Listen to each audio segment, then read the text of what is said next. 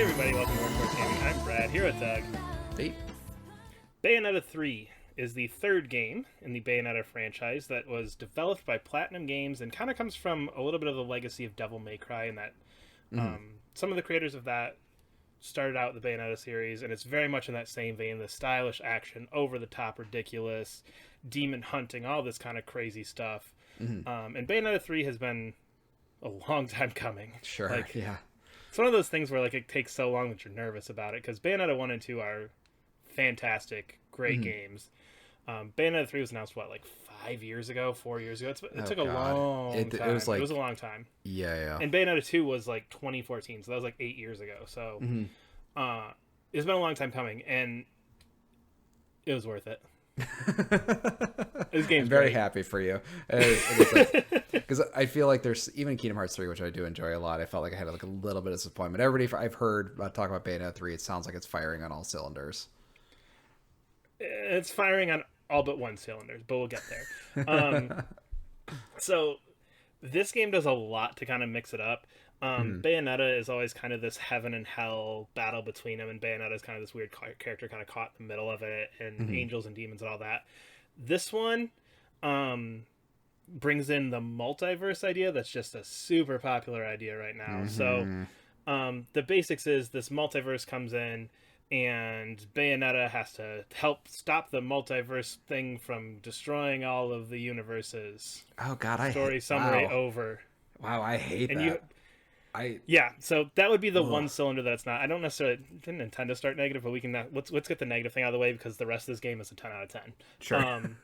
Literally, the plot is Viola, who's, again, not to keep going back to Devil May Cry, but I also love Devil May Cry, is the Nero of this game, the spicy, younger, we're gonna get this character to play off of the more refined Bayonetta. So she comes in and basically says, this is gonna happen unless we find this doctor and we go collect the 5 things.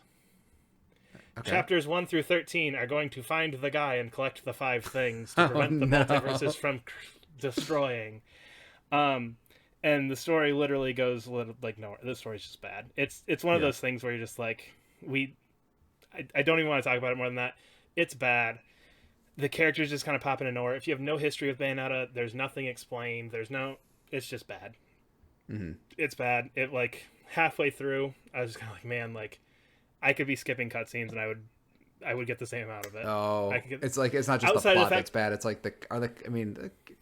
heard this outside of I would be missing cool giant set piece moments, because this game has batshit crazy cutscene set pieces.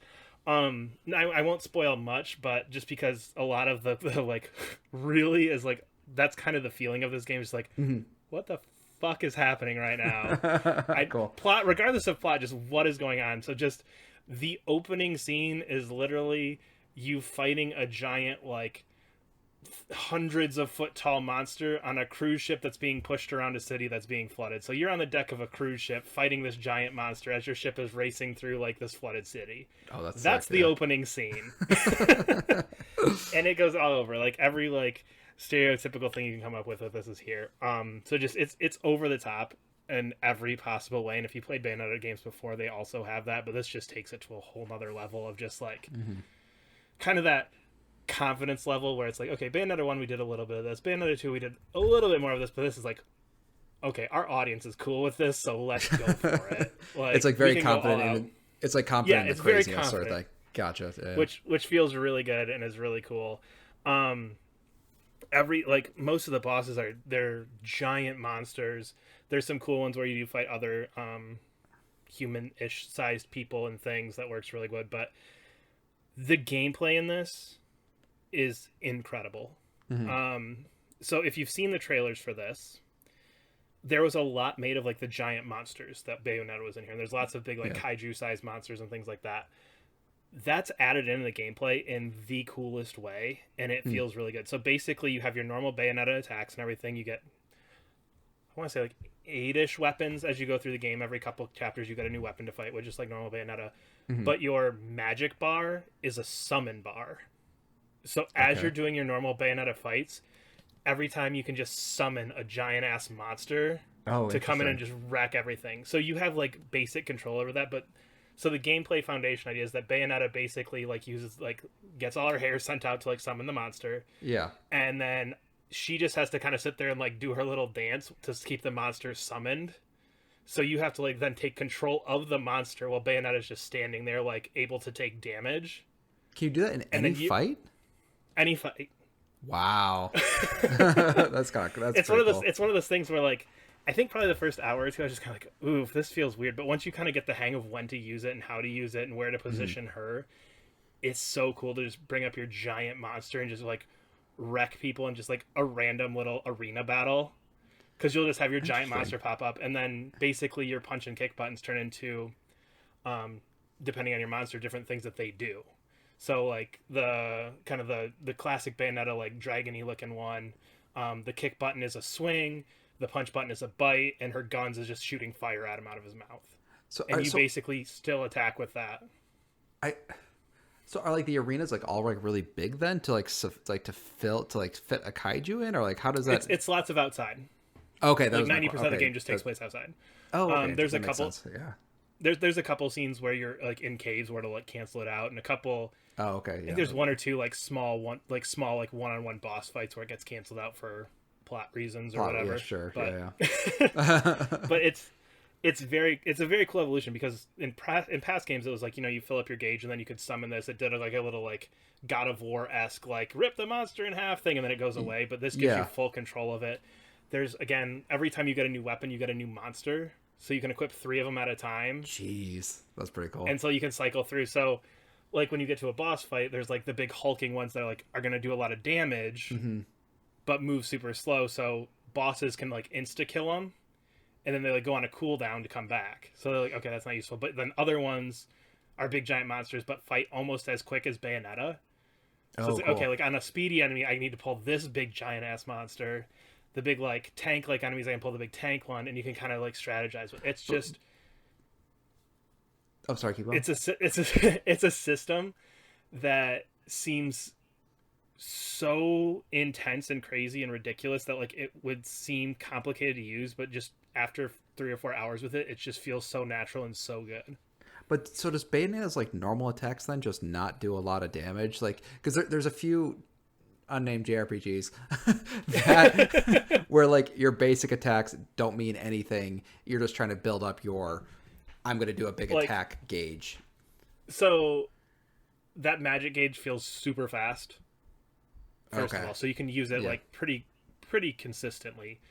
But as well, the attacks the monsters are doing, again, depending on, you know, big hulking tank one, big little quick one, I would say are pretty comparable to just knocking out one Bayonetta combo. So like if I did like one like punch kick combo, that's probably about on par with like one swipe of my giant monster. Okay. So they definitely do a little bit more, but you could get through probably any fight without using them. Is it okay? It's just interesting because it's like it seems like that like would totally like completely change the game, the gameplay of Bayonetta. And that's where my hesitation was with this. I did not buy this until I saw the reviews that were like, this game is the shit, because I saw so much that's like, this doesn't seem like it would work. Like, why would this work? This is so weird. Yeah. And you're so focusing on these like kaiju things that you're taking away from what in my mind would be Bayonetta, but it never feels like that. It feels like this really cool natural evolution of Bayonetta having access to these crazy monsters. Yeah, and I guess that does, like, I mean, all from like even the first game, like that was the big thing of like you open a portal and just a fist came through or a leg came through. Yeah. And that's kind of neat. That's neat. And it feels good, and that's the thing. Like, it feels natural. It feels good. It feels like everything just is perfect there. There's 2 characters, so you play as Bayonetta and then Viola, who's the new character, the new Nero-esque character. Sure. It very much has that initial like Devil May Cry 4 where you're like, I don't want to play as Nero. He's not as fun. Sure. Yeah. So for Viola, hers is she can't like get the monsters because she's not a cool crazy witch like Bayonetta. So she has one summon of a giant Cheshire cat. Oh, that's neat. Comes that's in. Kind of fun. Yeah, that's still kind of a fun idea. So she, again, it's a super fun game. Like some of the ideas are just ridiculous and fun. It's one of those things where like you just have to laugh at some of the stuff because it's just like, this is so bonkers that like, what the hell are you thinking? This is weird and crazy, and I love it. Sure. But her basic thing is that she has like a sword attack, but then to summon the cat Cheshire, you have to throw it, and then she can still punch with fists and kicks, and then you control the cat just like you would Bayonetta's monsters. So she loses a little bit more power, but she can actually attack, unlike Bayonetta, who like doesn't attack with her giant monsters. So it's still the same idea, but it's just one of those things where Bayonetta has so much more variety because she can get different weapons, she can get different monsters, she can get all this stuff. Yeah. And when you get to these Viola sections, you're just kind of like, okay, I'm just kind of like locked in on this one combat style that just, it's good, but kind of like in that, I think those initial Devil May Cries where V from Devil May Cry 5. Devil May Cry 5, where you're like, this is a cool idea, but get me back to the other one. Yeah. That one's more fun. This is cool and unique, and okay, I get it, what you're trying to do. Yeah. But this one's way better. This one's better. This is still good. So that's funny. That's good. The variety in here too is insane. I don't want to spoil everything, but there are, I think, 5 or 6 different, very specific, like, different games that it's clearly like parodying. The side stories that Jean does, where you're trying to find the guy. So Bayonetta's trying to find the 5 magical whatevers. She's trying to find this magical doctor guy who knows how to use them. Yeah, those are all done in like 2D Metroidvania styles. Oh, weird. Yeah. So there's 3 of those where it's like you're just playing like a 2D Metroidvania, like running through like different things to try and get to the end. Side scrolling, you've got a gun, you can kick stuff, and it's just very. Is it a good Metroidvania? For the length it is, I think total there's 3 of. I mean, and again, it's none of these are bad, but there's like that. There's things where you ride the giant monsters. There's things that play like an on rails Panzer Dragoon game, like a couple other ones that I don't want to spoil. Yeah. They all are at least an average one of those games to a pretty good idea with one of those games. Sure. Okay. Like, that's okay. I think a lot of times you get into those where it's like, oh, we're gonna throw this at you. It's an on rails section. Like this just feels like shit. Like, why are you making me do this? Yeah. None of them got there. They all feel good in their own right, and it takes it and goes, okay, this is a cool, fun thing that you're doing right now, rather than an annoyance, or rather than, oh, I get it, you're clearly trying to be clever. It's just like, no, this is fun. Like, I like this. This is great. That's cool. I'm sure it kind of ends soon enough that you don't have like enough time to like really judge it, sort of thing. I mean, none of them last. Yeah. The 2D side scrolling one is probably the longest one, and that's probably a total of maybe a half hour of the whole game. So none of them stay. Other than that's the longest one. None of the other ones stay more than probably 5 or 6 minutes. Oh, okay. Because they're just like they're like a verse inside of a chapter would be it. So none of them really last more than those couple minutes. But that's the thing with this game, is just everything is fun. It's one of those games where you're constantly playing it, not for like, oh, what's the story? What's going on? Tell me more about the world.